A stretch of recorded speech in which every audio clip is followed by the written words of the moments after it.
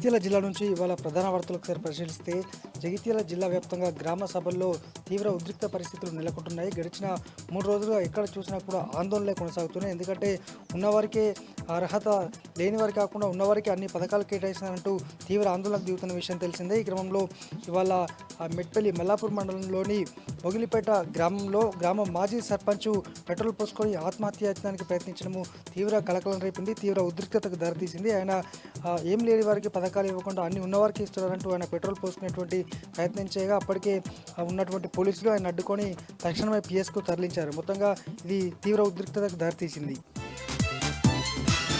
మరొక వార్త, మెట్పల్లి పట్టణంలోని 21 వార్డులో ఇటు కాంగ్రెస్ బీఆర్ఎస్ పార్టీకి సంబంధించినటువంటి ఇరు వర్గాలు కూడా ఆందోళనకు వాగ్వివాదానికి దిగాయి. పూర్తి స్థాయిలో కూడా గత బీఆర్ఎస్ సర్కార్ హయాంలో కేసీఆర్ గారు ప్రజలకేం కావాలో తెలుసుకొని అన్ని పథకాలను అమలు చేశారని, కానీ ఇప్పుడు కాంగ్రెస్ పార్టీ హయాంలోనే అన్ని పథకాల కోసం కావాల్సిన దాన్ని అడుక్కోవాల్సిన పరిస్థితి ప్రజలకు నెలకొందని మురుట్ల ఎమ్మెల్యే డాక్టర్ కల్వకుంట్ల సంజయ్ అనగా కాంగ్రెస్ శ్రేణులు కాంగ్రెస్ పార్టీ ఇన్ఛార్జు అక్కడ ఆయన కూడా కాస్త వాగ్వివాదానికి దిగారు. దీంతో పోలీసులు సంధాయించేటువంటి ప్రయత్నం చేశారు.